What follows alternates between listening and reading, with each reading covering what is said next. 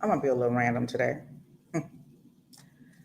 but in my opinion, I think it's really difficult not to get into heaven. I mean, I feel like books such as the Bible, um, some say is an acronym for basic instructions before leaving Earth, or the Quran, the Torah, books of wisdom, and God's instructions are instructions for us to live in peace, in good health, in harmony, in wealth here on earth. I don't think we need instructions once we get to heaven. And I think you got to be just downright evil not to get into heaven because people that are evil don't have a conscience. Good people will do good. And unfortunately, some people need those instructions here on earth, but not in heaven. Oh, and another thing, how does a man with 6 bankruptcies wag his finger at people who owe student loan debt and really want to garnish their wages for it? Make it make sense, Lord. Make it make sense. Okay, I know that's no way to start a show. So I'm going to start over and I'll be right back.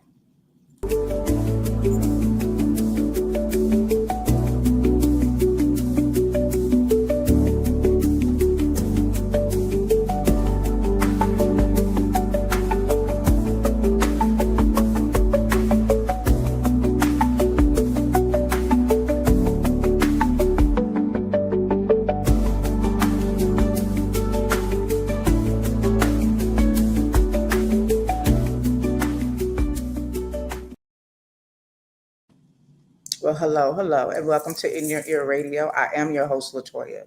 So very happy to be with you on this fine Saturday. It's lovely, beautiful springtime here as far as the weather. So grateful to be here with you guys. Your presence is my present. I love and appreciate you for joining me. Shout out to the chat. You know, GB's always first in the chat, but I see you too, Christy. I see you, boo. Thank you all for being here, waiting for me to get on. I just appreciate you for it. And I missed you guys last week. Did you miss me? Yeah, I missed you too. I missed you so much. I followed you. Some of y'all. I don't follow everybody, but I do. Listen, I have like over 100 plus more. I don't even know anymore of follower requests on social media, Facebook, Instagram, because my pages are private, and I feel like the need to vet people. I don't know. I just don't really be having time. I don't just accept everybody. I mean, if you have a private page, it's obvious that you don't just have any and everybody on your page, but it's kind of weird setup for me considering that I have a live podcast that I welcome all to, except the trolls. But so yeah, I follow some people, and I know y'all follow me too, and I appreciate it. So thank you so much for that. Yeah, what's the weather? I don't know what the weather's like today. Yeah, the weather is probably in the 70s. I don't know. Nice. You probably could wear shorts today. I wouldn't recommend boots or anything like that. I'm just looking here to see what the weather is. I haven't even checked it, and I don't know why I can't find it here. But of course, when you're looking for something, can you ever find it? You know what I'm saying? When you're looking for something, can you ever find it? Um, yeah, a lot has happened since the last time we talked. Unfortunately, my family has experienced again very traumatic tragedy. So we are mourning the loss of a very beloved family member. I won't go into too much of the details because I need to get through this show, but I just wanted you guys to know, and I asked for prayers for just strength and healing for my family. For those of you who send positive prayers out into the universe. Um, but so that's what we're dealing with. So next week I won't be here again. I'll be paying my respects, but we'll pick back up. We'll pick back up, and I just want to give my love to those of you all who are going through life, because life be life in, and just trying to get through and just dealing with whatever you're dealing with. Grief comes in all different forms. It's not just death all the time. Grief comes from you know having a disability. If you've had all of your 10 toes and 4 limbs, all your limbs, and then unfortunately you have an accident that takes something away from you. Some people are suffering from strokes. Grief comes from think change. I was reading the book Parable of the Sower, and I finished Parable of the Talents, and it's the Earthseed series by Octavia Butler, and she just came up with her own way of preaching the gospel per se. So it's not a Bible, it's not Christianity, but it's about God. And one of the things she references, God is change. You know, we hear a lot that God is love. Um, but she emphasizes that God is change. And I've been really, really just trying to focus on that and understand that. And it's a reality. God is change. And so, you know, just dealing with change can bring about grief for some. And especially if, you know, you really love someone. But again, it's not just about death. You know, you have incarcerated family members that can bring about grief. Again, divorce. Just things that happen in your life that bring about traumatic change, and just make it that for the rest of your life you have to find a way to cope with the new change. And so that's what my family's been experiencing, and that's what we have been experiencing over time. And you know, it's not unfamiliar to most people. You know, unfortunately, that's just what it is. Nobody leaves out of here alive. Nobody leaves this planet alive, and that's just the bottom line. There is no hour or time. We don't know. We pray that we can live long enough to live out our lives. You know, past 80, past 90, past 100. But sometimes we don't get past a day. Sometimes we don't get past a decade or 2 decades or longer. So, you know, we just have to count our blessings. One of the things I think about though, when I think about us passing, because a lot of people will say, you know, we give honor because God gave me grace. He woke me up this morning. And I always question that. I'm very grateful to be here. Like, I do believe that it is God's grace, you know, to wake up each day, to be present today.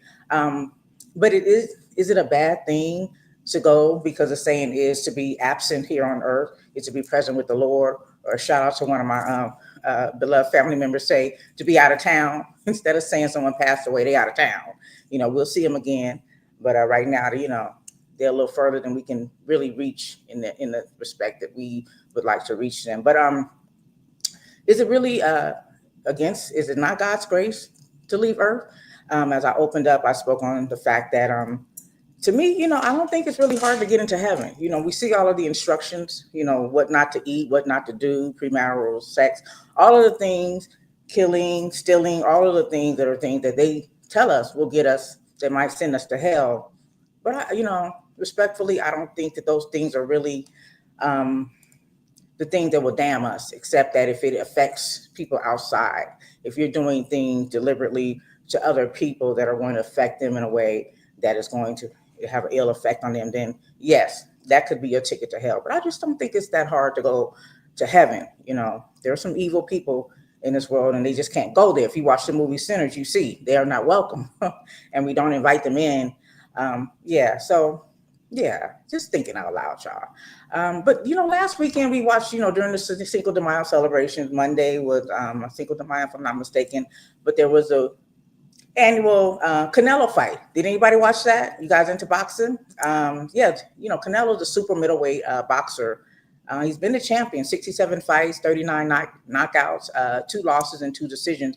Defeated William Skull. Canelo defeated William Skull last week, May 1st. It was a good fight. And Canelo, he never, you know, disappoints. He's nice to watch. I enjoy watching him. He's very skilled, very disciplined.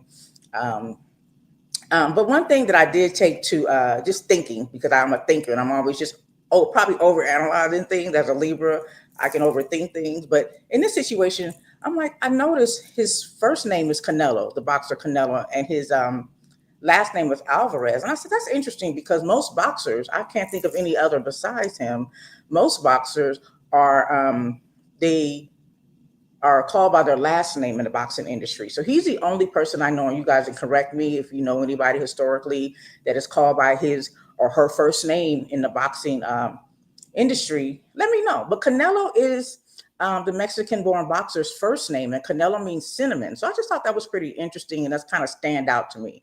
You know, you think of boxers like Mayweather, Andre Ward, just anybody, just name anybody, Wilder. These are all last names. I think maybe an exception to the rule would be the Charlos. And I got like a weird affection towards those twin brothers. If you guys are not familiar with them, they're middleweight and I want to say light middleweight boxers, but they're twin brothers. And their last name is Charlo First name is Jamel and Jamal. So those are the ones you really have to reference their first name so you know who we're talking about, right? Because if I say the Charlo, and most of us we say the Charlo, when you say it's a fight, it's the Charlos, but most of the time it's one boxing, one fighting at an event, not both at during the same event. But it happens. But in any rate, that's the only instance where I can think of boxers that you have to reference their first name because these are two brothers who share the same last name. So you would say Jamel Charlo or Jamal Charlo, so that you can be specific as to who you're speaking to. So yeah, and the Charlos, I don't know, you guys know about them. They're from Houston, but they just rowdy. Even if they're not, even if they're not in a fight, they will be in a fight. Listen, these mofos be in the audience. They be beefing and they be aggressive toward each other. And I just like the you just like a little drama in your life sometimes, But they be with the BS, and I just I just get excited just knowing they in the building because of the element I know they're going to bring. And that's what boxing is, a violent sport. So I don't know what you tune in for, if you're mad because they fighting. I remember, what was it, Cedric the Entertainer on one of his Kings of Comedy skits when he was talking about how one athlete, they fight too much or something. He was talking about, I forgot who it was, another Anthony or something. They be Anthony Mason or something. They be fighting too much. Yeah, that's different. But in boxing, you expect that. So, you get some sidebar takes with the Charlos. But anyway, I just thought that was interesting, thinking of Cinco de Mayo and Canelo. Again, Canelo being called by his first name in comparison to other boxers who are referenced by their last names, and then thinking about the Charlos having the same last name, having to reference them separately. But anyway, you guys, let me tell you, if you haven't experienced Gladys Knight, Stephanie Mills, Patti LaBelle, and Shaka Khan, listen, it's time for you to do that. Okay. If that's your kind of music, don't hesitate. The clock is ticking. Again, nobody knows the minute or the hour. So if you have the opportunity to enjoy these women and their talents, do so while you can, because time is passing. These women are getting up there. Most of them are over 70 for sure. I'm sure of that. But listen, unexpectedly, I'm minding my business, drinking my water. I get a phone call in the middle of the day. My sweetie says, we were giving free tickets to go see them. I did want to see them. I knew they were coming here to Vegas. I had them on my bucket list. We had just seen Stephanie Mills for the first time for me. And so that was exciting, but I was readily willing to see her again. I had not yet seen Gladys Knight perform live or Patti LaBelle. I did see Shaka Khan in a club here in Vegas years ago, but I don't think I got the experience that I was looking for. I don't really like club concerts, and that's why, because it's just a lot going on. People are drinking and talking and mingling, and it's not like, you're sitting. Like at the House of Blues, you're seated in an arena. Well, everybody ain't sitting, because I had two big head people in front of me. I called them big head number one and big head number two because they kept blocking my view.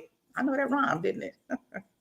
But so in the middle of the day, hey, we're going to a concert that I had wanted to go to, but I had just, put it on the back burner considering everything that we're experiencing right now.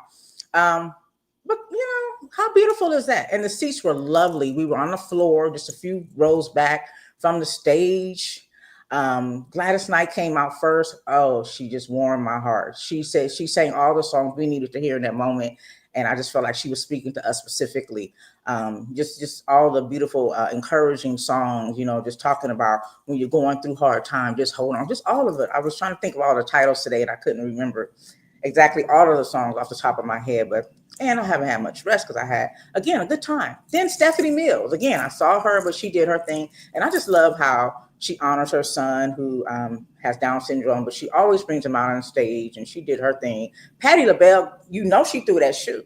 I was waiting for that. Yeah, she threw them shoes off. She did her thug thizzle, and I just love her so much as well. And Shaka Khan. Listen, I don't know too many men from her era that didn't have a crush on Shaka Khan, but that woman's voice is like an instrument.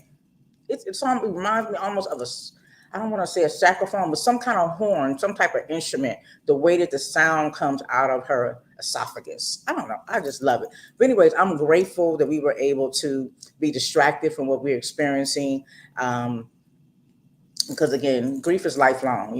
We got the rest of our lives to deal with this. So it's nothing wrong with finding joy in the midst of all the pain and sadness that we may be experiencing. But it was definitely a distraction, a beautiful time. We had a great time. All the people were dressed nice and looking good, and I was just happy about it again. Patti LaBelle was out there throwing her shoe, and then she was talking about how she was hot. And I can relate to that. All the ladies, y'all know what I'm talking about, especially if you're over 40, or in your 40s, definitely over 40, maybe in your 30s, because they say perimenopause is it starts in your 30s.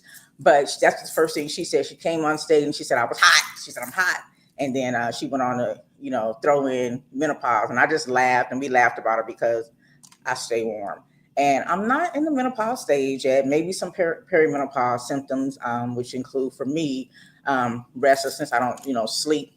I joke. I sleep like a toddler. I wake up every couple of hours. I need my milk before I go back. I don't drink milk. I'm just joking. But I need, I wake up every couple of hours and then I go back to sleep. And then I'm always warm. But when you actually do go into menopause, you'll stop having a period for 12 months. But the other symptoms that you experience prior to menopause and even during menopause would be like, hot flashes again, night sweats, um, sleep issues, mood changes. And it's all because you're losing hormone production. So that just stops completely for women. And so the thing that got me is I thought that was just an age thing. So you go into menopause, and at some point you just boom, everything goes. You figure you don't have a period anymore. You have to deal with all those emotions and hormones and things. But no, that's your life forever. You're in menopause. That's it until you check out. That's it. You're going to be experiencing some of these things, that are associated with menopause. So that's unfortunate. And I was kind of complaining about it, like men don't have to go through nothing. Like they just get to, they get to have all the fun. They, even with women, we have to, we can have fun, but we still gotta, walk around 9 months delivering babies, and then in between time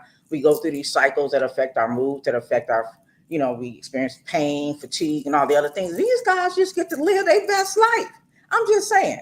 Yeah. Okay, we're not gonna discuss the gender of God, because we're not gonna be, you know. But I understand all the biology of everything. But then I come to learn that men actually do experience menopause. It's called male menopause.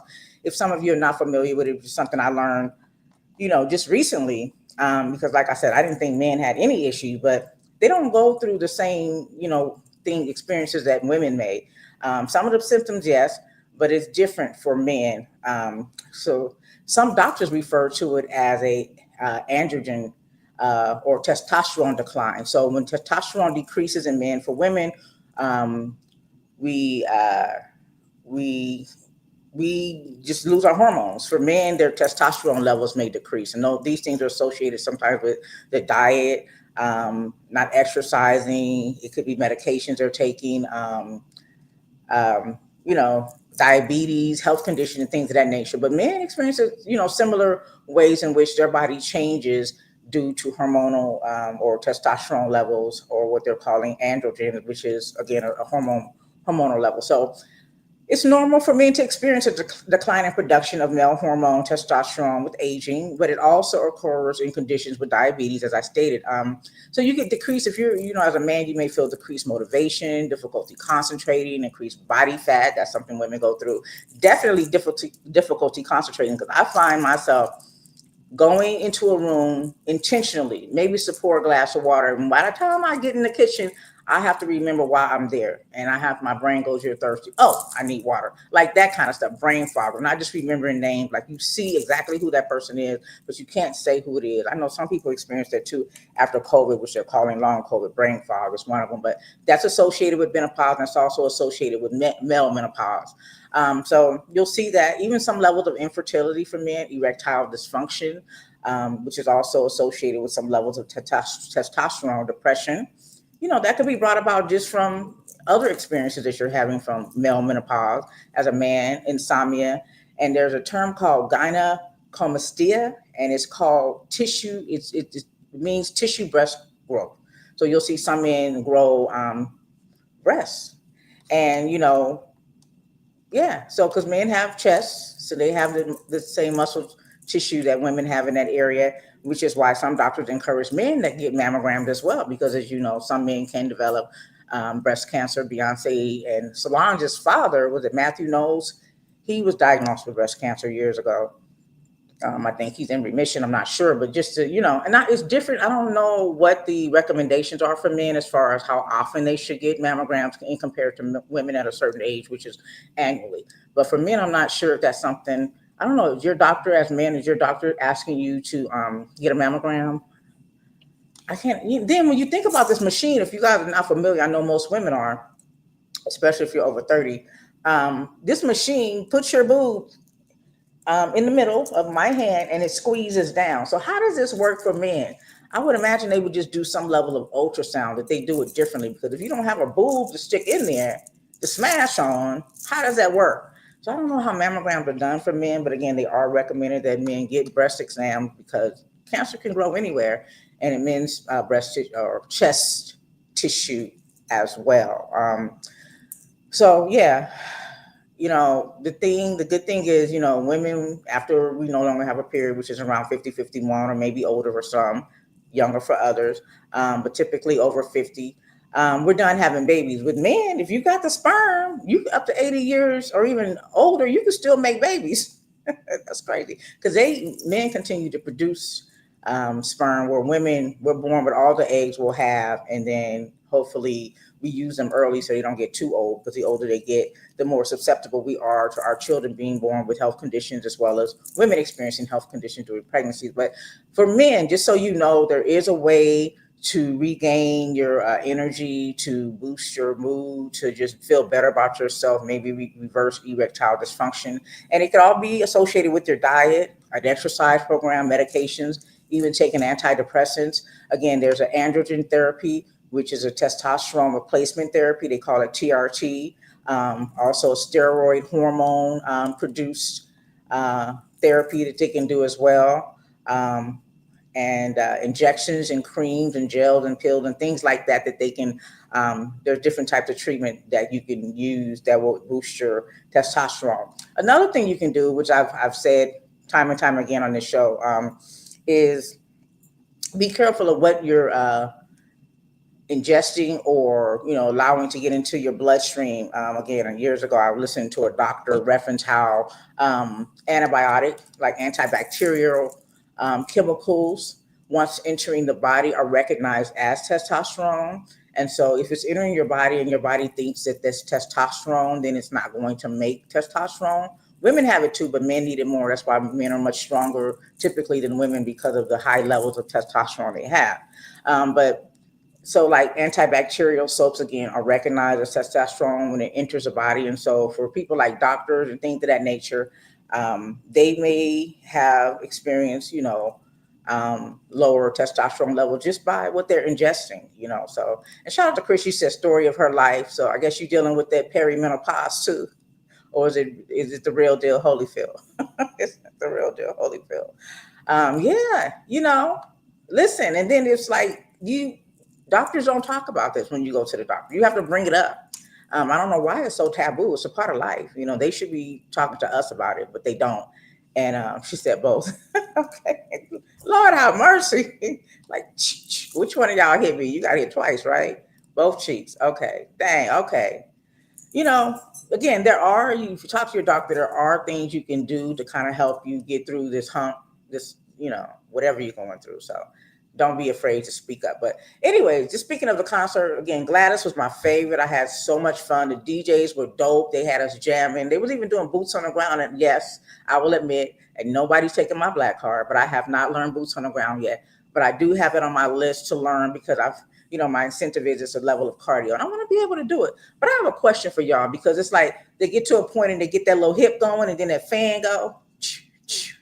And I see men do the boots on the ground too. I have yet to see a man do a fan, but I'm almost positive there's a man out there. But I would imagine the ones that have been trending, if they're male, have been who I would maybe identify as gay. But let me ask y'all, just put it out there.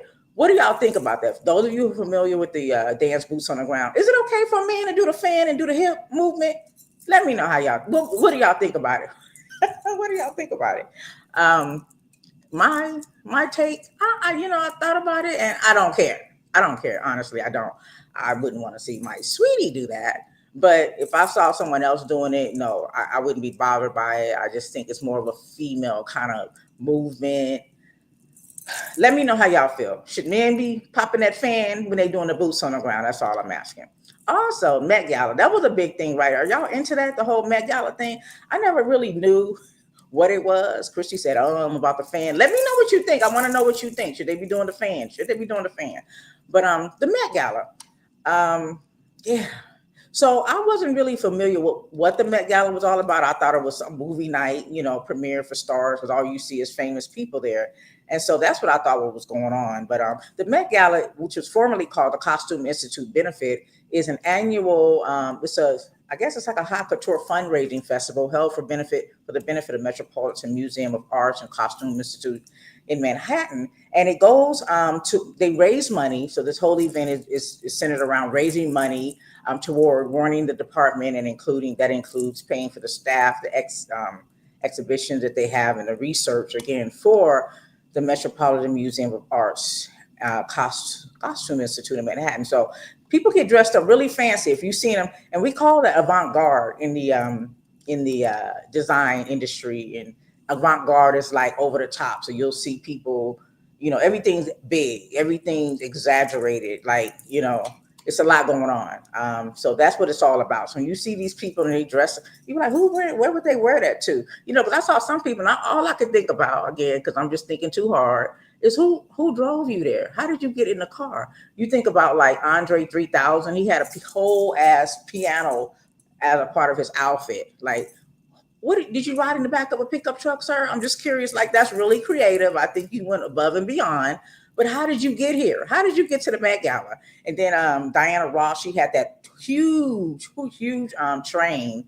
I'm like, okay, I'm sure it comes off, but what car was it in? How did those are the kind of things I think about. You know what I'm saying? And stressing myself out about. So I wonder about that when it comes to these galas. But they do it every year. It's annually the first Monday of May, which is the opening of the Costume Institute's annual fashion exhibit hosted in Manhattan. They said the Upper Manhattan area. Okay, whatever.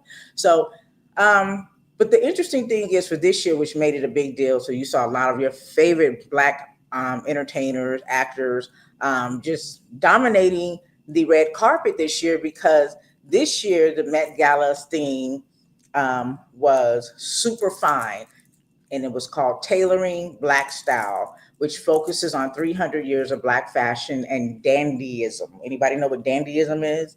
I guess by looking at the people, you can see they were fine and dandy looking, right? So this was the first time actually that the Institute had dedicated an entire exhibit to designers of colors and men of fashion. So I wonder, was that intentional? Like, was that planned out years ahead, or was it just something that's happening with the climate that we're in now, that we like, hold my beer. Y'all trying to take, hide the Blackness. Y'all trying to bury Black people. Y'all trying to erase them from American history. We gonna bring them out. I don't know. Then some people have their thoughts like, yeah, was it a pandering type of thing? Because people that show up are people who are donating money to this institute, and I mean, it's a lot of money. So this year they actually broke the record. They raised over 31 million, and this is the highest in its 77-year history. They raised 31 million in their 77-year history with the Met Gala, and this goes again to an institute. Did you guys see Holly Berry though in her dress? Anybody?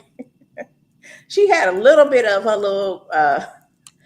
It was see-through, it was striped, but literally the line went right over her vajayjay, but you could see the cutout. Like, I didn't like the dress. It didn't compliment her. Usually when Holly Berry is in something, she'd be fine. She'd be fine as what they say, baby hair.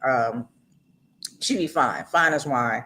And that dress to me didn't compliment her. And I heard a lot of people with the same takeaway. And then her makeup, I wasn't really too fond of either.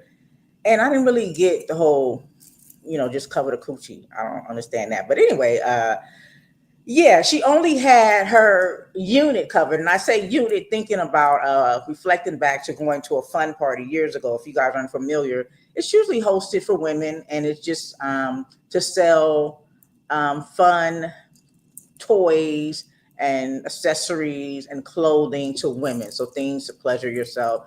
But just other things too that smell good, feel good. And it's called a fun party, and it's for women. But this particular fun party that I went to was a white woman who happened to be Mormon, I was told later, because she would pull out different toys and things. We all grown, maybe here, some of us. but our kids know too, like vibrators and things of that nature. But she would say, you place this on the unit. And she was talking about the anatomy. So she was talking about the woman's vagina in some instances. But she wouldn't call it even the vagina. She would say, you place this on the unit. And I was like, what is going on? This is a fun party. You need to be explicit. This is not the time. And so sometimes, I was just like, well, yeah, I need her to let her hair down, and it wasn't even up. You know what I'm saying? It wasn't even up. So I just thought about that. So Holly Berry's unit wasn't covered. Chrissy said she loved her style, and it was risky. She said she loved how her style is risky sometimes. I don't have a problem with risky, but yeah, I was. And again, this is me overthinking. Maybe she was trying to send a message with the whole look, because her eyes look, deep. She just, whatever theme she was pulling off, I don't know. I didn't read about it. She didn't explain it, so I don't know. Shout out to the vice president. The former vice president Harris was also at the Met Gala. Rihanna and Sierra were hugging, and so I'm reading the headlines, and it was talking about the shade room. Were they gonna have the shade and the tea? We're talking about their 2011 beef. So I guess they were not so close as they were in the picture that they took at the Met Gala in 2011. So did anybody know that Rihanna and Sierra were beefing? And why was everybody shocked that Rihanna pregnant? Like, didn't we all know this? Y'all haven't been following Rihanna? Yeah, she's been pregnant for a while now. But now it's like trending. She's pregnant. So I don't know, maybe the cat's out the bag, whatever. But anyway, I think the person who kind of brought a lot of controversy, aside from what you may think is controversial as to the way people dress at the Met Gala, was a K-pop star, Lisa Starr. I think her name was Lisa Starr, but her first name was Lisa. She wore Rosa Parks undies. So you see a lot of people that just come in their little bathing suit, I'll call it, their little one piece. What do you call these, leotards or whatnot? Just that little one piece bodysuit. You see Beyonce in it a lot, and it started off, as we go far back as Tina Turner wearing that little one piece. But this particular lady came out in some panties with Rosa Parks' face all over her poo nanny, her unit or whatever. And yeah, people had something to say about it. And I guess she was trying to send a message. I didn't exactly get what her message was, but people thought it was disrespectful and inappropriate. And I think so too. I wouldn't want to see anybody, especially this particular person, with these panties on with Rosa Parks' face on it. Those of you may not know, Miss Rosa Parks was kind of spearheaded the Montgomery bus boycott. She took a lot of risks. Being a seamstress, she lost her job. Her husband was a barber. She took a lot of risks in order to speak up, and she did so on that day because she had just learned of Emmett Till's death.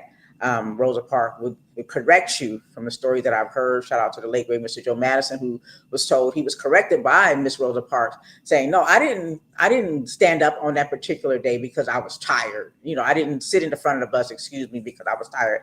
I protested on that day because I was sick of this and seeing this young Emmett Till being brutalized and his body the way that she saw it. It just triggered her, and that day was a day." Keep in mind that it all was planned.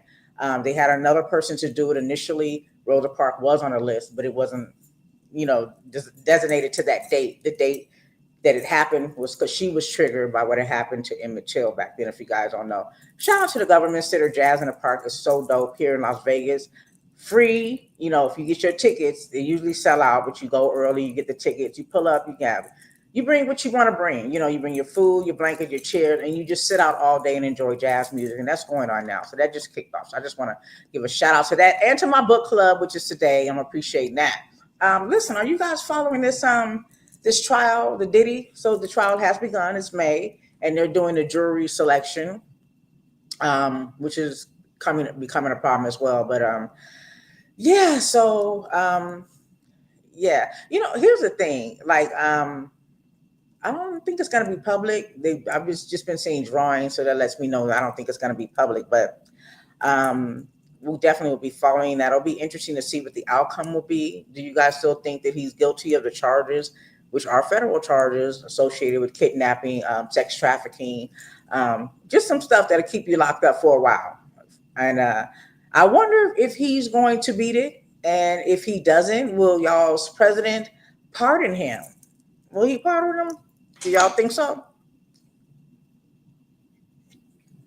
That'll be interesting because, again, the president does have the ability to pardon and commute sentences of federal charges, not state charges. So Happy Mother's Day. Happy Mother's Day to all of you fine women um, who are mothers, maybe not necessarily by giving birth, but just by being present and being having a leadership role in another child's life.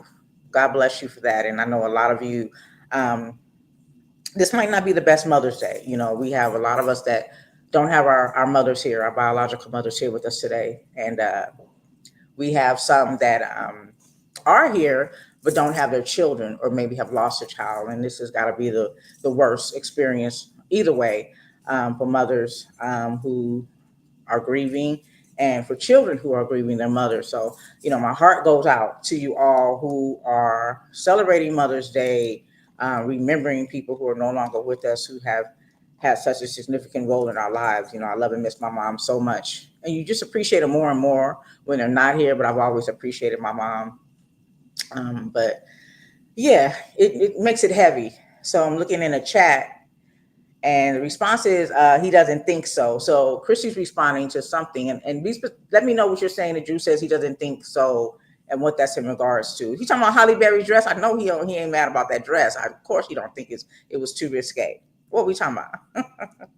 But anyway, if you guys don't know, Mother's Day has been around for centuries, but here in the United States, it was official in 1914, something that Woodrow Wilson, a racist president that we had at the time, put on the books to be celebrated so that women could be acknowledged. And so here we are. Here we are, brought about by Anna Jarvis in the 20th century. She brought about Mother's Day. So yeah. And let me just tell y'all, shout out to my firstborn brother, who on the day that we were experiencing such a just a horrific time in our lives as we continue on, he pulled up and had microphones for me for my podcast, which I don't have hooked up now. It's been a wild week, and this is the first time I've even sat in front of this computer. So I'll be connecting all of that. But it's so dope. So that was my Mother's Day gift, and I'm never expecting a Mother's Day gift. If anything, me waking up, you know, showing up, being in good health, financial health, mental health. That's enough for me. I don't need anything. I really. But this was on time, and it's so weird to me. And I really do think that telepathy is a real thing. And if you guys don't know what telepathy is, it's the transforming of information from one mind to another. So people can sense what you want and what you need without you saying it. Like they have that level of discernment to be able to know what it is you're thinking. And I always say I think out loud, because a lot of times people respond to the point where I could be sitting there thinking something, not speaking, and somebody will say, huh? And I'm like, did I say something? Like, I don't know. Maybe I said it out loud. But in this case, I have been searching for microphones, not really knowing what's best. And I'm pretty like El Cheaper when I shop. So, I appreciate him for stepping up, not knowing that I needed it. Like I said, this was a telepathy thing. But I was like, did I tell you I need a microphone? So that was my Mother's Day gift. So I just, I didn't get a chance to hook them up yet, but I'm so excited to use them. They got sound effects. Y'all, it's about to go down. Okay, Chrissy, you said that Drew said he don't think so about Diddy. He's not going to be found guilty. I don't think so either, to be honest. Because I think they just like to keep the drama going on in our lives. And so this will be something to talk about. Him being found guilty, that wouldn't be surprising as a black man, right? And, here's the other thing too, you guys. Even with Diddy, we talk about R. Kelly, Bill Cosby. It's always a black man takedown. Even Shannon Sharp recently said it was a shakedown because he was being accused of some sexual assault or abuse or things of that nature. And all of these men pretty much have a paper trail, right? So there's something that they can use against them, guilty or innocent, to tie them to a crime or to the scene of a crime. And so I don't really get into that whole takedown, shakedown, because if you aren't doing these things, Bill Cosby admitted to drugging women, but he said that's what they did. They gave women Quaaludes. So, okay, you did drug. And keep in mind, when you drug somebody and they're unconscious, how can they be consensual? Oh, she wanted to have unconscious sex. Like, make it make sense. Make it make sense, because if you're unconscious, how do you even know if you're enjoying it? Like, just bring me up to speed with the level of things making sense. But there's been this whole trail of some black men there's been white men out here being, there's accusations. We don't talk about them because they're not of our culture. So they're pretty much, shout out to Evelyn Lozada, non-motherfucking factors. But when we talk about black men, of course we sing, we kind of focus more on, oh, they're just trying to shake down or take down a black man. And I wasn't with that. Like I said, you name these people, you look at R. Kelly's history, you look at Bill Cosby's track record. I don't really know much about Shannon Sharp, but I'm gonna tell you what took me back, had me clutching my pearls, y'all, clutching my pearls. Why? Not my Motown, not Motown, not the green eyed, light skinned, green eyed Smokey Robinson. If you guys haven't been watching the news, now he's being accused of sexual abuse by his former housekeepers, at least two of them, sexual assault. And I'm just like, really, really. He had an 85-year good run. Never heard any rumors about him or anything. That's not to say that he wasn't fresh. But this kind of triggered me thinking, okay, it is a takedown. It's something going on here when y'all didn't got Smokey Robinson in the mix. Like, what y'all think about that? Did y'all come on now? It's really sad, especially if a person is innocent, to have these type of accusations associated with their name. You think about Jay-Z, who fought back instantly. And then these people get to be anonymous.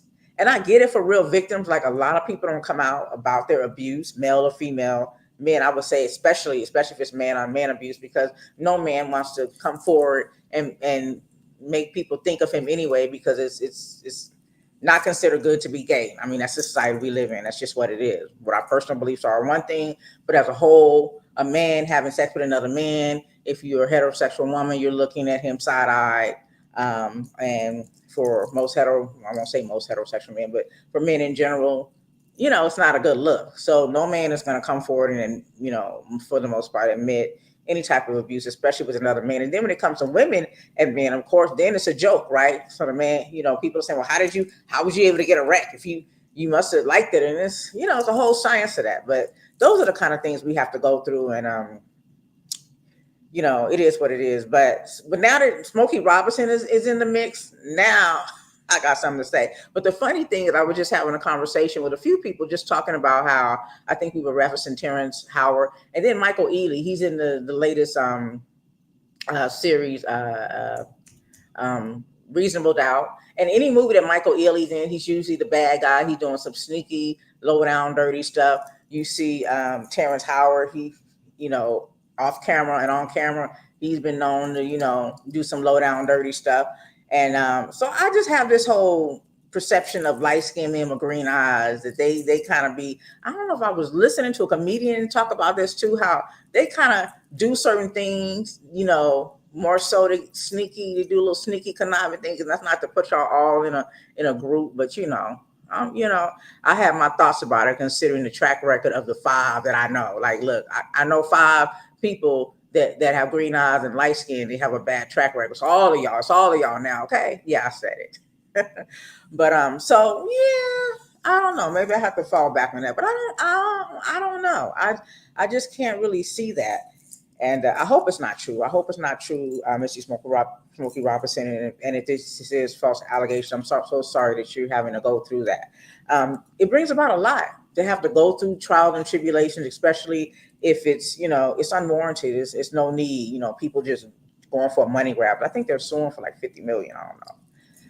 What happened to $40? I thought it was $40 was the going rate. Now it's 50 million, anyway. But it's also Mental Health Awareness Month. I hope that we can get around to having a professional on to talk more about this. Just all of the different aspects of mental health awareness, just thinking about grief and just thinking about the things that we experience in our day-to-day lives that cause us to struggle with our mental health. I'm glad there is some recognition. It's been observed here in the United States since 1949. There's a Kevin Powell documentary. I haven't had a chance to watch it yet again. Kevin Powell. It's called A Boy's Journey to Manhood. And I just wanted to throw that out there because I think it speaks to mental health, and it associates how men navigate through the world and therapy and things of that nature. So I'm interested. I just like the way he speaks anyway. So I think it's going to be a good documentary. I think you can just go watch it right on YouTube, A Boy's Journey to Manhood. So I'm going to check that out with Kevin Powell and encourage other people to do so, especially our men, our brothers, the ones who we don't really look to to have, as women, we talk about our feelings, whether we want resolve or not. We get it off our chest, like I joke about all the time. One comedian said, women outlive men because men don't cry, and I get it, men. I'm trying to be like y'all. I'm over this crying stuff. I really am.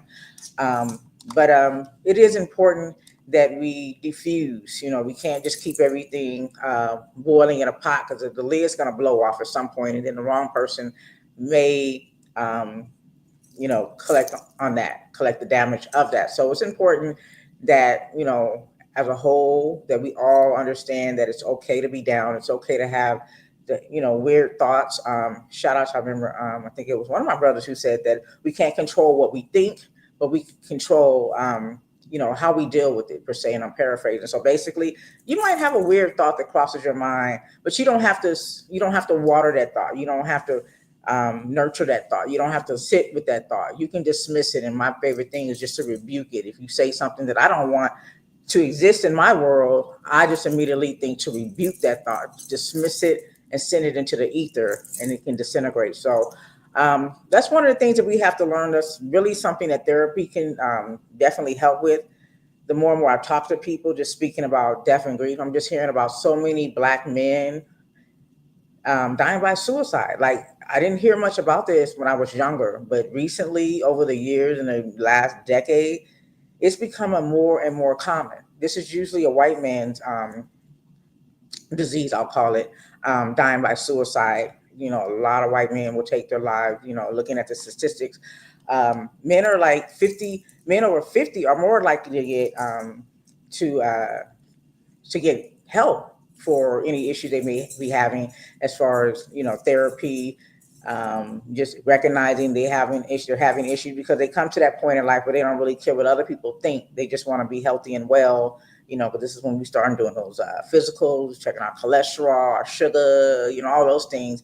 And sometimes it's just having a therapist to get us through those things. So, but yeah, men over 50 are more prone to go get help. But as far as the people dying by suicide in 2022, death by suicide was the third leading cause of death for Black or African Americans ages 10 to 24.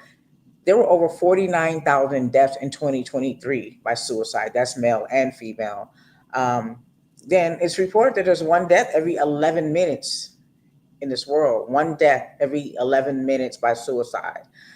So it's serious. It's very serious, you guys.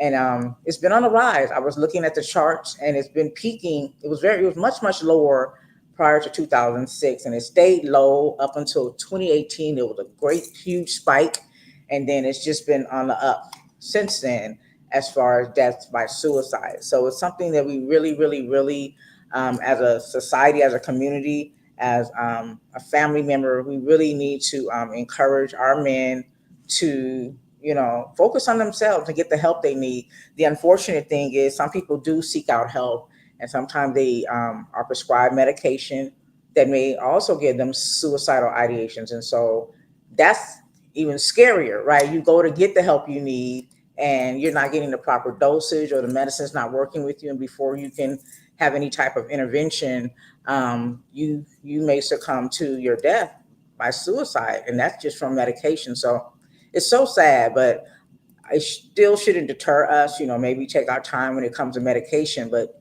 it shouldn't deter us from getting the help and just getting diagnosed, letting somebody know. But sometimes it could be depression, sometimes it could be bipolar, schizophrenia. There's so many different levels of mental health issues. Some, again, minor to major. Depression is major, just as big as, I would say, schizophrenia. I'm no therapist. I don't have any educational background on it, but just thinking of the severity of the experiences on either side with depression, it could be just as bad for someone who has schizophrenia or bipolar disorder. So, you know, it's very important. When it comes to when it comes to prescription medication for mental illness, men are, less likely to participate. We know our men don't like to go to the hospital. They don't like to go to the doctor. They definitely ain't trying to take no medicine. But there are 16% of women who use prescription medication. They do so because they want to improve their mental health, and they're open to it. Only 9% of men do so in comparison. So this is in part because so few men actually go for help. As I said, so many men just don't want to go get the treatment. So once they get the treatment, then they do sometimes end up taking that medication. And that's why I like to have a professional on, because we can talk about what happens when you go see a therapist, what to expect. Because a lot of people think that they just there to be in your business and to tell you what to do, but really when you're sitting with a therapist, you're pretty much saying what you want to do, or telling they're just asking you how do you feel, and you pretty much start answering your own questions, and they're there to give you tools to help you get through any kind of level um, any kind of level of hardship you may be going through. Because sometimes we all get to those roadblocks, where not even just on mental health, but just in life, where we need a friend, a buddy, say, look, just look at this situation. Even in your relationship, I'm going through this with my people. What do you think about this? And yeah. And shout out to my sister who's in the chat, who says she's glad to see me live. Just peeking in to say hi. I love you and talk to you soon. I love you too, sis. Yes, I'm going to continue living. I'm going to continue to fight to live gracefully and in peace, and to always have a level of strength to be able to get through all of the things that life throws at us. So I appreciate that as well. It's not always easy, it's not. You can look at people sometimes and you think that they got it together, and inside they're dying, literally. They're going through a lot, because first of all, who wants people to feel sorry for them? Who wants people to feel a certain way and treat them differently because of whatever they may be experiencing? And then sometimes, people just want to try to get through the day. They don't really want to have to explain what they're experiencing. They just want to get through life, the best way. So I have a fighting spirit.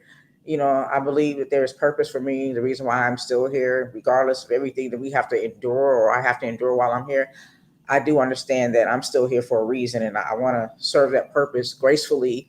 And I pray for understanding, peace, and wisdom, and joy. I'm always seeking joy, because that is so fulfilling. You know, it's like the antidote to the sadness and depression. It's just to experience joy. So yeah, thanks, sis. Thanks just for shouting me out. So yeah, and again, just speaking of mental health and therapy, men, usually show up when it's just a major crisis, which I think that's for all of us, right? Like, who just says, "Oh, I'm indecisive, let me go see a therapist." A lot of us go once we are experiencing something traumatic in our life, because we really are at the crossroads as far as understanding which way to go or how to move forward. So I think that makes sense. But the consequences of that is, by the time you go see a therapist, your health is bad, high blood pressure, maybe you've had a stroke, maybe you have heart disease now, maybe you're dealing with other things. And then, of course, worst case scenario is that you die by suicide. So men die, again, um, by suicide at 3.5 times more than women. In 2015, 7 out of every 10 deaths by suicide were committed by white men. So again, the numbers are still high for white men, but surprisingly, it's on the rise for black men as well. And seniors, a lot of seniors are taking their lives. There was a study as well too for farmers taking their lives, just because of the climate and what people are going through. They just don't know any other way in some exception. So it is. Well, another thing I found interesting is men and women who do go out and seek therapy, what their preference is, male or female. And I like to know, what, as men, what would be your preference if you had to go see a therapist? Do you have a preference to sit with a woman, or would you be comfortable sitting with a man instead? Do you have a preference? And the same thing for women. When you're seeking out a therapist, which is a doctor, just like if you going, for a cold, like, are you particular? Are you, about who you see? For me, I love a woman doctor. I prefer a black woman doctor, in most scenarios, especially as a guy for gynecology. Just someone I think that can be more relatable to what I might be experiencing. Not to say that men don't have the knowledge base or the understanding, but as a woman, it's just a little different. And I would think men would kind of be the same way, except that most of the men I know have women doctors. Some have male doctors, but I do know it's a mix. It's a mixed bag. So I'm just wondering what your preference is. There was a study, though. More than 2,000 men reported, according to Counseling Psychology Quarterly, um, which was the majority, 60%, had no preference as a therapist's gender. Of the rest, just as many prefer male as female therapists. Some studies suggest that women are more likely than men to state a preference and tend to prefer female therapists. But it is, again, a small margin. And again, this is according to the Counseling Psychology Quarterly. Um, so it goes on to say that many women who have been traumatized by men. So that could be one of the reasons why some women will seek out a woman therapist over a male therapist. But again, it's not a large portion. Conversely, men who have been traumatized may find it especially challenging to confide in a female therapist out of fear of looking weak, which is interesting. That a man would think a woman would look at him as being weak, expressing his trauma in comparison to a man. So I thought that was an interesting study because I know how men like to show up and, the bass gets a little deeper in their voice for the most part when they're around just the brothers, the men per se, or it's a different conversation or, more or less a pissing match with me in comparison to how their dynamics are with women. I don't see that so much as men being more so as aggressive or trying to show their strengths physically with women. So I just thought that was interesting that they did a study that showed that traumatized men seek out other men for therapy because they feel like they'll be seen as weak by women. So I thought that was pretty interesting. Yeah. Um, Shout out to Christy who's speaking on behalf of her husband who said that he would be seeking a male counselor because he would be looking for a man's point of view. Yeah, I get that. I get that. Yeah, I could see that. And especially if you're having trauma with a woman or women in your life, it might be triggering to sit face to face with another woman again. You're like, she gonna do the same thing, my wife doing or my daughter doing or my mother's doing or whatever the situation may be, whatever the trauma may be, sister, whatever. So yeah, that's pretty interesting. To know that men feel that way. I thought that was interesting. It's all quoted that someone said that when I worked in a VA setting, a lot of male veterans didn't want to talk to me. This is a woman speaking about their time in the theater of war. So she went on to say that the men thought that she wouldn't understand their experience in war. Women go to war too.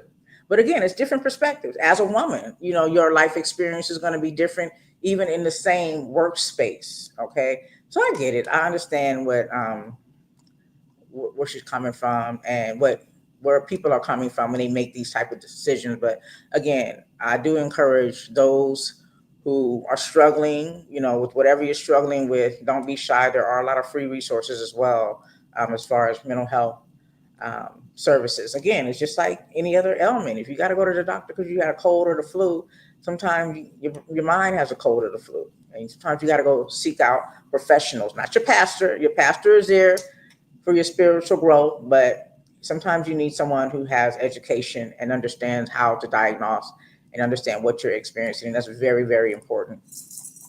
Let me sip on my tea. Do I have any gossip on here anyway? Let me just look. I don't think I have too much gossip. You guys, have everybody seen Sinners? Have y'all checked it out? Y'all like it? Have y'all seen it twice? I need to go see it again. I really enjoyed Sinners, and I look forward to seeing it again. I love all the breakdowns. Again, one of my favorite parts. I mean, it was so many good parts, but I even just like the fact that was it? I can't remember if it was Smoke or Stack, but it must have been Stack. But he was talking to a girl and just giving her the art of negotiation. Like, you don't just ever take the first amount that somebody quotes you. They tell you they want to give you 10 cents. You don't just say, okay.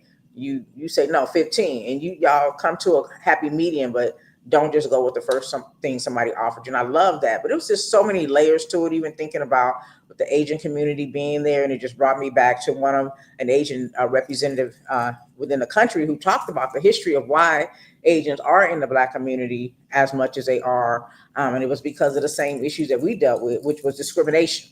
And they weren't able to get loans, but um, what they did in particular is they put their money together and bought property, which was a lot cheaper in the Black community. And that's why you see they set up shop in Black communities for that reason, But yeah, I love Sinners, you guys. If you haven't seen it, it's not an Antichrist movie. It's not a voodoo movie. It's not a demonic movie. It's really layered, dealing with, like I said, whenever Black people make horror movies, it seems to deal with systemic racism. So there's a lot of it touches on racism in a way that it's a culture. It's not like they're saying this is racism and somebody just doing race, doing things. It's just their day to day life and their experiences, and you can't help but to not see it. If you think about even with Candyman again, um, gentrification, right?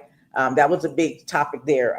Lovecraft Country, they dealt with some level of gentrification and racism. Our horror movies aren't about blood. It's not even with sinners. It's not gruesome. Yes, there's vampires. It's not a vampire movie. Vampires is metaphoric, I believe, in the movie, but um, our movies aren't centered around being gruesome and gross and Jason killing and just serial killing. It's really rooted in what we consider horrific, which is our American culture here, which is centered around racism. Um, Shout out to Chris again. And you guys, the rest of you guys on the chat and Facebook and YouTube, please feel free to join me. And I forgot to share, I forgot to share my video. So let me do that right now. I'm not going to say we're not going to be here long, because every time I say that, we end up being longer. So I'm not going to do that to you guys today, even though I do think we probably won't be here as long, because, again, I do have my book club meeting today and I like to prep. Got to do dinner and all that good stuff. Okay, I'm sharing this video now. I have done so. So that's for you in my group. I'm sorry about that. Okay, so you guys got that. So yeah, so Sinners is good. Shout out to Christy who, engaging me. I appreciate you. Thank you so much, my sister. She said Sinners was good. However, she thinks she missed the message. It was a little all over the place. Yeah, you got to watch it slow. You can't be listening fast. You got to be listening slow in this respect, so you can process everything and marinate on it. She said it was, she found it, to be all over the place. She said, she's with me. She thinks she needs to see it one more time. Yeah, we might have to go check it out together or something. I don't know. If you talk a lot during movies, I don't know if I could do you. Shout out to Trish. I love you. That's my cousin. I went to see the movie with her. And I asked her, already knowing, do you talk a lot? She's like, I talk a lot. But some people talk through movies. I don't understand why they do that. But in this one, I caught myself talking too, so I get it. But yeah, so one thing that's interesting about this movie, it was filmed in Clarksdale, Mississippi. They talked about how, they struggled making the movie. It was very hard to make cornbread specifically. I heard him say in an interview, because of the alligators. And somebody was asking him why he go so far to go pee, like he knew it was vampires out there. And so he gave an explanation of that. That's what men do. We don't just piss by the front door. He didn't say that, but I'm just saying. But anyways, they talked about the alligators and how it was very difficult to make, but how Ryan Coogler was just the best, because they said there was like 200 staff members, the actors and everybody who's involved in makeup. There's just so many people involved in a movie, right? And he knew everybody's name. He knew everybody's name. He referenced them by name, and I just think that's a beautiful thing. It definitely speaks to his character. But anyway, this movie that was filmed in Clarksdale, Mississippi, the people that lived there didn't get to watch the movie locally. They had to drive maybe a couple of hours, an hour and a half, to another city close by, maybe Tennessee, to actually watch the film, because they don't have any local movie theaters there anymore. So I thought that was interesting. Like, y'all filmed it out there, telling a story about their city, basically the culture during that time. And for the people who live there, if they can't travel, they're not going to be able to see it. But shout out to, who was this? It was the mayor, the Clarksdale mayor, Chuck Epsey. I guess once this was brought to his attention, he did express, due to depopulation and lack of funds, that the two movie theaters that they did have went away. People started traveling elsewhere, for their goods, which included social activities like movies and things of that nature, or the community oriented festivity. They travel abroad to do so. Or not abroad, but just to the next neighboring city.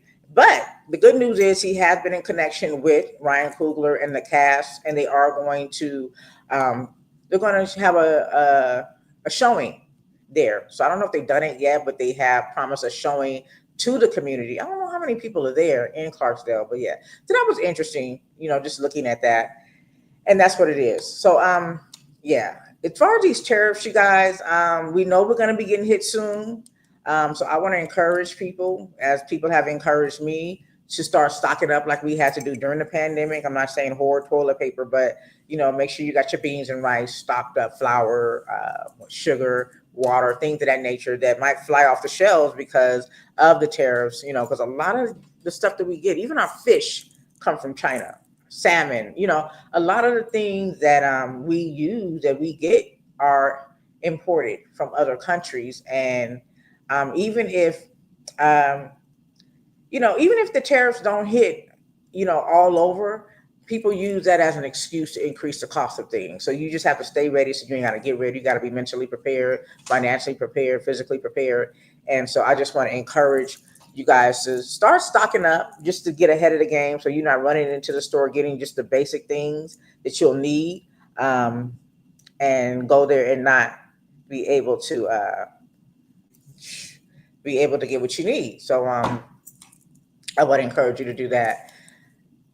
And I hope you got your real ID. If not, you may have difficulty flying, even though the TSA is saying that you may still be able to travel. If you don't have it, it'll just be further delayed. They might do more, it might be just more intensive as far as the check. So the TSA is saying, yeah, in order to board federally regulated commercial aircraft, as of May 7th, you should have a real ID. That's the ID, your state appointed ID, driver's license, or just a regular ID. It should have a star on it. That's how you know you have a real ID. If not, make sure you have your birth certificate or passport, immigration card, VA card, or things of that nature that would stand in place of that. And even I just learned the TSA does accept ID that is expired up to 2 years. So if you have an expired license and you need to travel, if it's not as older than 2 years, you might be good to go. But yeah, so that's something you guys, make sure you get that. I would encourage people to get their passports too. There's a lot of tricky stuff going on right now. So just be prepared, just get ahead of the game. You want to have access to government facilities. Some of us, going in the courthouse, for example, you might need a real ID. They say also to enter nuclear power plants. So if you're planning on entering a nuclear power plant, then that's what you're going to need. You're going to need a real ID. So that's interesting. And also I learned that the TSA does not require children under the age of 18 to have ID, to travel with ID. So, here's my brain thinking again, like if you don't use ID for traveling kids, do they have to be accommodated by a parent? And how do you know that's their child? How do you know this isn't some trafficking case going on? That's just the way my brain works. Like, I'm just surprised that they don't ask for some level of ID. But I guess technically, if you don't need IDs, in the state that you live in, if you're under the age of 18, why would you have it? So I get it, but it just seems weird that you can.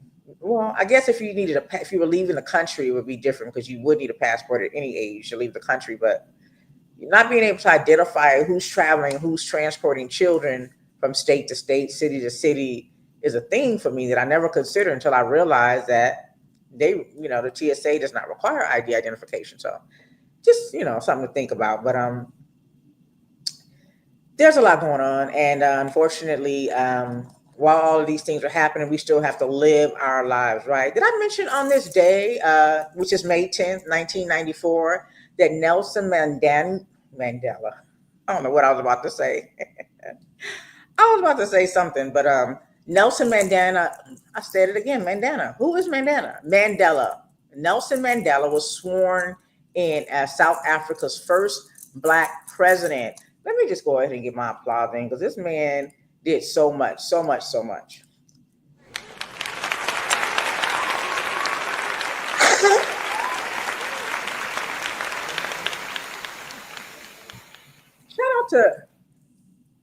Shout out to Nelson Mandela, because if you guys don't know, this African-born man who became the president of South Africa served 27 years fighting against the apartheid, or apartheid is how it's pronounced on the continent in Africa, apartheid.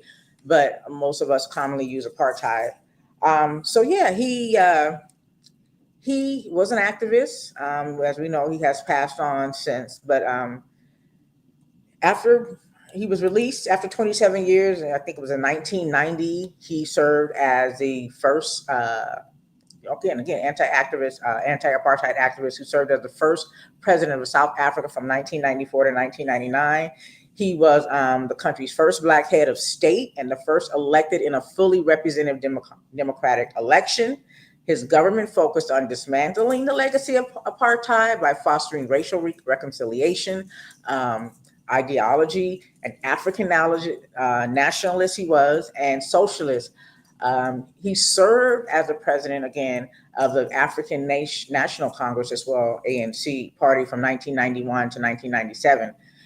Yeah, so this man was incarcerated because he was fighting against The people, the native there, which were predominantly black, let's just say just say what it is, black people's property was being taken from them.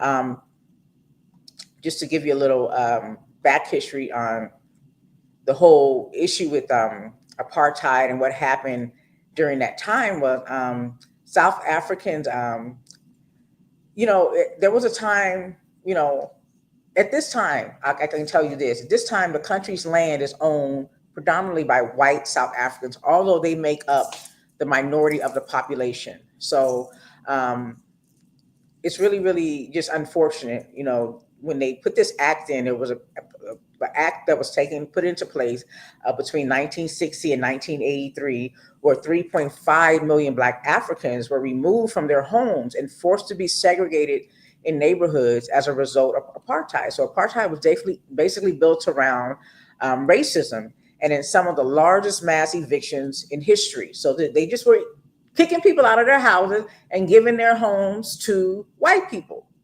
Literally, this happened. And again, between 1960 and 1983. So most of them targeted removals, most of the targeted removals were intended to restrict the black population to 10 designated tribal homelands, also known as Bantustans. Four of which became nominally independent states. The government announced that the relocated persons would lose their South African citizenship as they were absorbed into the Bantustan. So, so they literally took land from people during this time, and those who fought against it were considered, threats to leadership. They were considered the bad guys for protesting against apartheid. And, when Mandela took the seat as the first black president in Africa, on the continent of Africa, he was the first black president. Make it make sense. Make it make sense. In South Africa, particularly. Yeah. And, just thinking about this whole situation and just knowing that this is the world we live in and what we've experienced by the hands of people who call themselves white, like the history is deep, and this is what I consider evil. These are the type of people who will not get into heaven because they've caused the decimation of masses of people. They've caused the destruction of masses of people in the name of material things that don't belong to them. The earth does not belong to them. Land does not belong to them.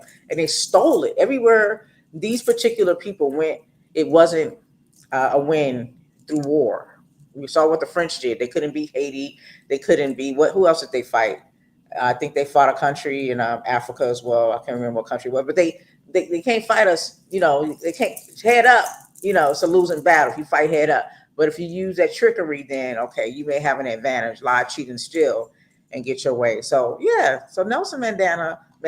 If I say Mandela one more time, y'all know what I mean. But wow. And we have so much further to go. So much further to go. But on this note, we have a president right now. Y'all do. Who is encouraging these white farmers whose land was given back to the people that they stole it from. You see what I'm saying? I mean, even if we think about how a lot of people from Mexico are coming to the United States, people, if you know the history, they're actually coming back home. This was their land before it was stolen. Literally, if you do the history, it's not like people are saying things out of anger. It is the truth. So they're coming back to a land that belonged to them. And some of these Africans, not many, but they were under the presidency of Nelson Mandela. Black Africans that are getting their land back are, I guess, calling the white farmers who were being prosperous off of stolen land. History may not repeat itself, but it rhymes. Off stolen land, find themselves feeling oppressed. They really think that they're being oppressed and that there's racism and that they're being mistreated because people want their land back. It's just the weirdest thing. It's the same thing we're experiencing here, and particularly with farmers. It's crazy. But yeah, so your current president is encouraging the white farmers residing on the continent of Africa who received stolen land from African farmers and are now being forced to give it up to come to America. Yeah, yes. The same guy who is sending people out of the country right now that are immigrants or undocumented. Yeah, that one. And the same person who is fighting to make it legal to be able to even detain citizens under the immigration law. That guy, under the same, in the same breath, he wants these white farmers to be able to come here because he's feeling sorry for them, because he feel like they're being oppressed, because their land is being given back to people who had their land stolen from them. Okay, so this is an article according to the USA Today, that said, just reported yesterday, that the first group of white South Africans who the Trump administration is classifying as refugees. I hope y'all hearing what I'm saying, because good Lord, you can't make this stuff up. It's classifying as refugees, are expected to arrive in the United States on Monday. This was reported yesterday. So while they're shipping people with skin color like mine or darker um, out of here, the ones that have skin color lighter than mine or lighter, they're allowing to come here. Make it make sense. Make it make sense, and tell me that this man is not racist. And this isn't a racist country. And for those who support him, particularly, I'm speaking to black men who think that let's just wait and see. Just a few, just a handful. But yes, I'm maximizing the minimum, Nelly and others. Um, yeah, this is what he's doing. So y'all's current president has suspended refugee admissions from most other nations when he took office. But in February, in an executive order, he said the U.S. would establish a plan to resettle Afrikaners and their families as refugees in the United States. And again, these are white farmers. Okay. Again, most of the country still predominantly black people live on the continent of Africa, in the countries within Africa, but predominantly most of the land in South Africa is owned by white South Africans, okay, who make up, again, the minority of the population. Although the apartheid rule by the white minority ended with the country's first free and fair election in 1994 under Nelson Mandela, the typical black South African household has just 5% of the wealth. This is in Africa. And yeah, they have 5% of the wealth in comparison to a white household. Okay. So this is really, really sad. And so I'm reading a quote that says, to take it a step further, any farmer, this is what the administration, this is actually what y'all's president, number 47 now, said. To take it a step further, any farmer with family from South Africa seeking to flee that country for reasons of safety will be invited into the United States of America with a rapid pathway to citizenship. This process will begin immediately. And like I said, it'll take effect on Monday. This is what this man is doing. Why he telling y'all that we need to get all the immigrants out? Why he's shipping people without any due process to prisons out of the country? He's not sending them back to their native land. He's sending them outside of the country to another foreign country, and using our tax dollars to pay for this, to even pay for housing them. Okay, so this is so. When I tell you this is weird, yeah, but there's pushback. The South Africans are reporting. They said they're responding forcefully. They're saying that they're accusing the United States of entirely being politically motivated in their, reach to bring white farmers here to the United States on Monday, and that it said that they are designed to question the laws of constitutional democracy that has worked since apartheid to prevent widespread discrimination.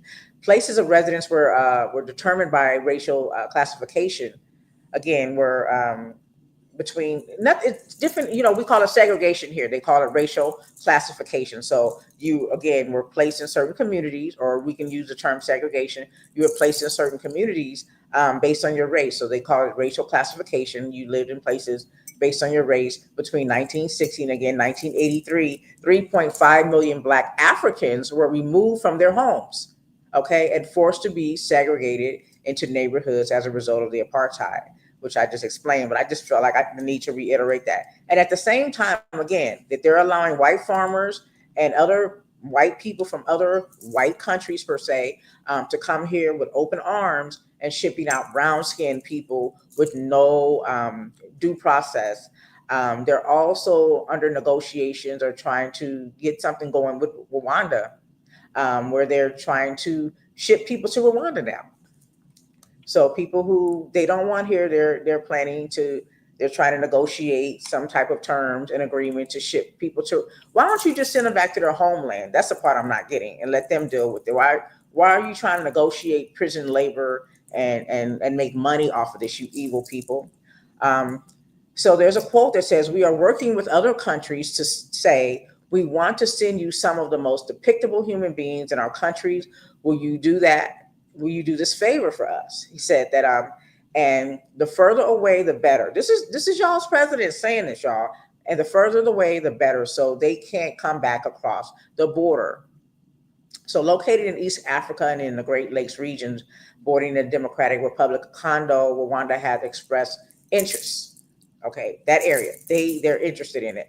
Historically, though, Britain did try this as well. If you guys didn't know, they tried this similar thing years ago, and they said it didn't pan out. The UK spent almost $1 billion on a project to send the country's deported migrants to Rwanda before the initiative was scrapped, and that was just scrapped last year.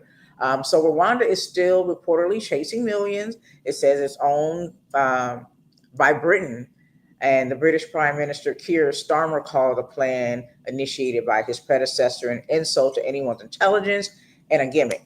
And just to, another thing to think about, those who came here, who some people will know it as the founding fathers, the pilgrims, they even threw Christopher Columbus' Italian ass in there, who came to this country and stole it from the Native Americans, were the undesirables in their country as well. So they were pushed out. And I forget exactly where they were supposed to go, but they were sent abroad because they were undesirable as well. But these in particular were in fact criminals. They were thieves. They were, again, they were just a menace to society.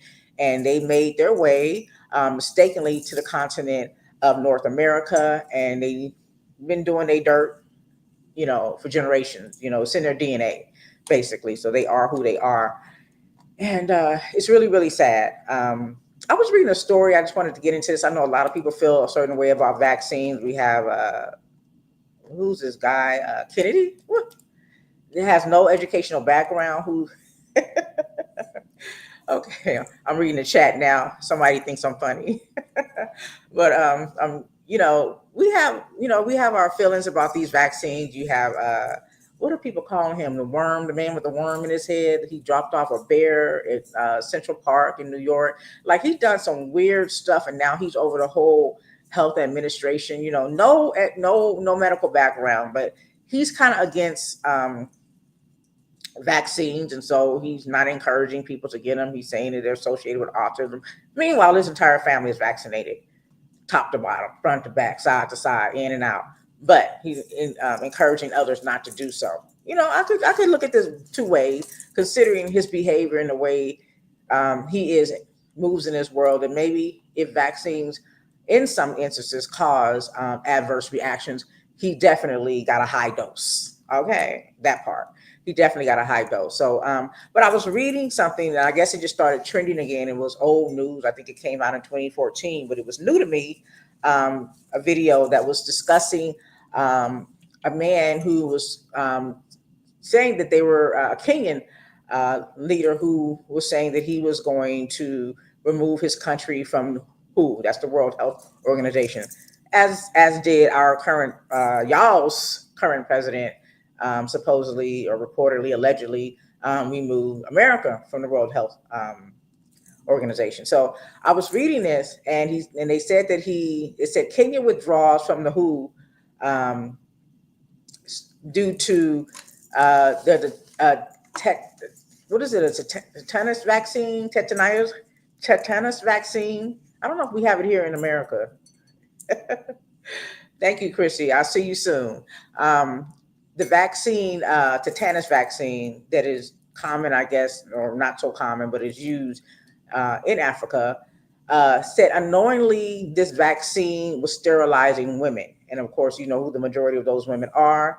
Um, yeah, sterilizing women. So this is according to a video I was watching with Dr. Wahome Najir, and I'm sure I just butchered his name. He's a Kenyan obstetrician, is what he is exactly, gynecologist, and he criticized the WHO, the World Health Organization, urging African nations to be cautious. He said the vaccine reduces your risk of getting tetanus, but it's also, which is a bacterial infection that can be fatal, but it also has been linked to sterilization. So the public health officials recommended a series of shots in childhood and boosters every 10 years. I don't know if that's here in the United States, but again, this Dr. Naguer, which I'm sure I'm mispronouncing his name, went on to say, we cannot afford to trust who anymore, Your Excellency. And I'll just mention a few things that I have caused great concern to.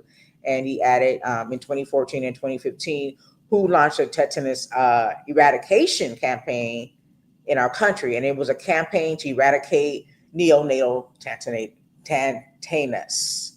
He goes on to claim that the WHO's vaccination program in Kenya had left women sterile. He said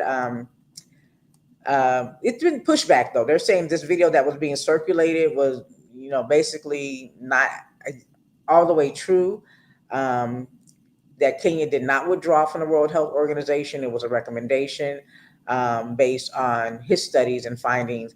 Um, and they say that this particular gynecologist, obstetrician, Mr. Dr. Naguer, has a history of opposing vaccines and has been known to spread misinformation about them. So again, this like October 14th, October of 2014, when this subject matter came to light, a group of concerned Catholic bishops in Kenya released a statement claiming that tetanus vaccine program aimed at women entering into childbearing years were in actuality a stealth attempt to sterilize women. And it went on to say that, basically, because tetanus isn't a big issue, meaning it's not an epidemic, it's not, something that people are catching at a rampant rate, that it's not even a necessary vaccine, but it's been offered primarily to women between the ages of 14 and 49, while boys and men are not targeted by the campaign. And yeah, so I just thought that was interesting. You just never know when you're reading the news what's true and what's false, but it did trigger me thinking back to Fannie Lou Hamer, who was forced into a sterilization here in the United States of America. If you guys don't know who she is, she was definitely one of our writers, one of our activists who fought tooth and nail to her to the end to for freedom, justice, and equality for Black men and women and children. Um, but she herself had adopted two children, girls, whose families could not take care of them. Her pregnancies had failed, several pregnancies. But when she came to the hospital in 1961, when she was 44 years old, to remove a small uterine tumor that is now considered a fibroid in our time, she was given a hysterectomy without her awareness or permission. She had no idea. And this all happened while she was under anesthesia, which means she probably was asleep. And this was a widely known thing done in Mississippi. It's called the Mississippi appendectomy. So they were basically just removing women's uteruses, Black women in particular, as a record show, um, sterilizing them. So this gross form of medical abuse was a standard procedure against many African American women. Often, many women believed that the particular operation would be done for a persistent medical reason. So they were just telling them that they needed this, but they were going in for like stomach pain. Um, yeah, but they were ending up being sterilized when they went into surgery. So these were needless hysterectomies. We still see them now in this day and time. And it was done on impoverished Black women. And I wonder what they did with all those uteruses. You remember Henrietta Lacks, they used her uterus. To this day, we use it for studies to fight cancer, and their family doesn't benefit in any way. Henrietta Lacks, I would encourage you guys to look up that story. Took her organs, her lady organs, and used them for medical science that we all, no matter what your skin tone is, benefit from today. So there were around 70,000 involuntary sterilizations happening in the United States since 1960. Either people with learning disabilities were vulnerable, or vulnerable women of color were one of the main casualties. So I just think about that, and it just makes me so sad to even think about the evilness. That's the kind of stuff I think you go to hell for. That's just evil, right? So yeah, this there was a neonatal tetanus. It resulted in the deaths of 550 Kenyan babies in 2013, and the according to the UNICEF, UNICEF, 58,000 babies worldwide died of neonatal tetanus in 2010. So, yeah, they're encouraging people to do that. There were so many other things that I wanted to talk about, but I'm sure you guys are overwhelmed with these conversations. You saw a man, the man who killed a cop after his son was killed the day before. When I first read the headlines, which can be misleading, that's why you guys have to read with a third eye, listen with the third ear. Shout out to the late great Mr. Joe Madison, who encouraged us to read and think that way. That it can be misleading. We think that the news is giving us fact and truth, but really they just want you to click. They're looking for clickbait.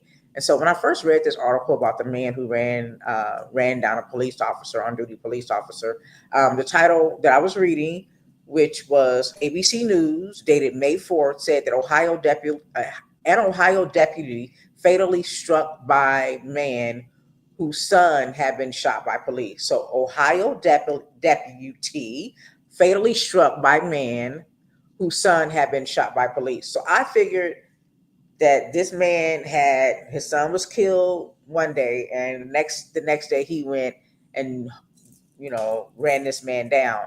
And so after more reading, I realized this person was actually on duty at the time that they were run down by a vehicle. So in my mind, I'm like, well, how is this the same person? Because normally, guilty or innocent, if a cop is involved in a death or shooting on duty, then they are on some type of administrative leave. They're sitting at a desk. They're not working, you know, actively working in active duty. So that's kind of threw me off, just my critical thinking skills. But then, of course, getting into it more and saying that he just went to a random event where they were hosting graduation and just ran down someone who was not associated with his son's death, supposedly.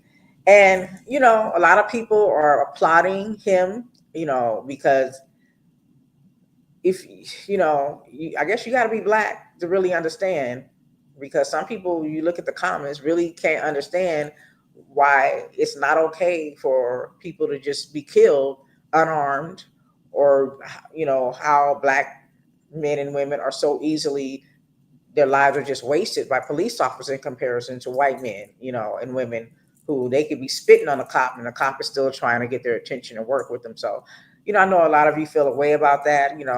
I feel bad that it came to this. As a parent, you just never know what you would do. And, it's unfortunate, we don't want to promote violence, but at the same time, what do you do? How do you, if the justice system isn't going to give you justice, if these systems are going to continue to allow these police officers to waste the lives of our beloved children, husbands, wives, aunties, cousins, friends, and there's no accountability, what do you do? That is the question. Um, at the same time, you're reading in the same week the Memphis cops that were found not guilty of beating a man to death. You saw it on video. You saw it on video what they did. And again, these were Tennessee black men, 5 black men who beat another black man to death. And just listening to interviews and people speaking about this incident, where a man lost his life at the hands of these people who, in my opinion, they're evil. So I don't think they can get into heaven.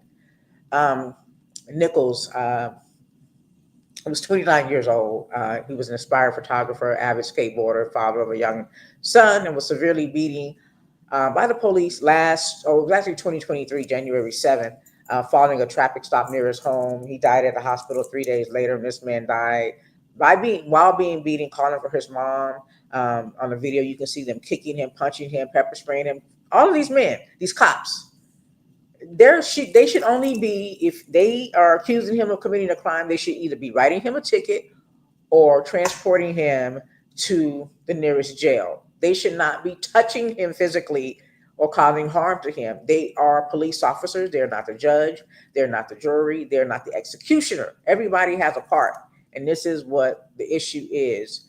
And yeah, so a Tennessee court, yeah, a jury found these men not guilty. They acquitted them. They were former police officers now of this crime. You can't tell me this isn't a crime. And the rumor has it he was dating one of the cops' girls or ex girlfriends or something. Yeah, so it was an all white jury, and they were chosen from out of town. They weren't local. All white jury. Now, if these would have been five black police officers that killed a white man, no worries, y'all. They would have been held accountable.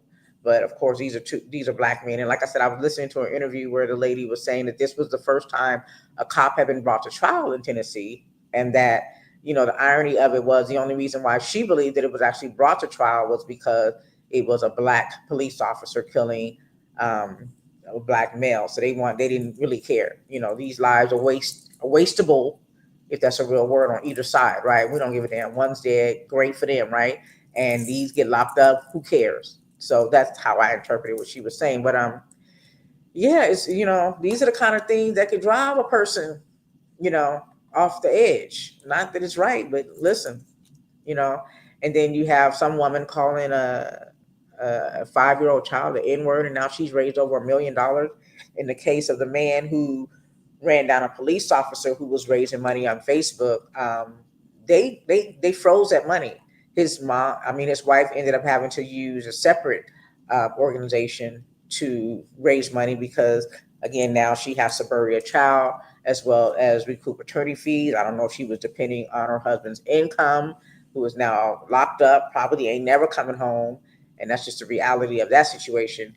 And Facebook put a pause on her GoFundMe, but the woman who called a white woman who called a 5-year-old the N-word, who said she needed to raise $1 million because they had leaked her address and she feared for her life.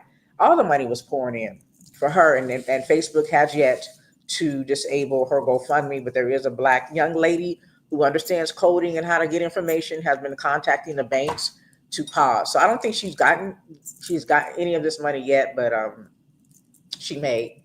But yeah, there is a young black lady, and I don't have her name in front of me, who is fighting to make sure she doesn't get it. So don't ask me or don't question why I say that we live in a racist country, because it's just across the board. So yeah, I wanted to play a clip, and I guess it's not necessary. Maybe we'll get into it the following week. Again, I won't be here next week, um, and I will miss you guys, but I will be back. Okay, I will be back the following week, God willing. And I just want to close out by saying we cannot afford to be afraid when we are at war with propaganda, with the propaganda of fear. So we cannot afford to be afraid when we are at war with the propaganda of fear. And that was said by a Georgia representative, Inga Williams, I want to say, Georgia Representative Inga. And, I think we need to really sit in that and understand what that means. We can't be fearful. The difference between a method and a moment and a movement is sacrifice. And unfortunately, it's not always going to fall how you want it to, but it's important that we never stop fighting. Win or lose, we may win several battles, but at some point, hopefully, we will win the war. So, I just want to have you guys just stay encouraged and enjoy the rest of your Saturday. I hope your burdens will be light for you today. And let me just give y'all an applause for hanging out with your girl.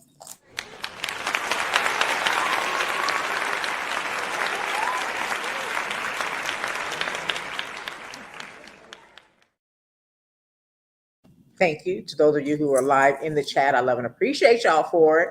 And yeah, I'll be back soon. So again, enjoy the rest of your Saturday until we meet again. Have a great day.